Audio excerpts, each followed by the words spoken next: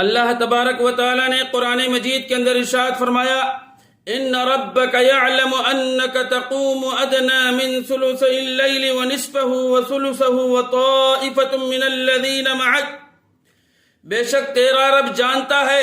کہ تو رات کے 2/3 کے قریب اور اس کا نصف اور اس کا تیسرا حصہ قیام کرتا ہے،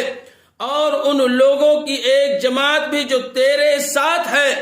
سیدنا ابو ہریرہ رضی اللہ تعالیٰ عنہ فرماتے ہیں رسول اکرم صلی اللہ علیہ وسلم نے ارشاد فرمایا ہمارا رب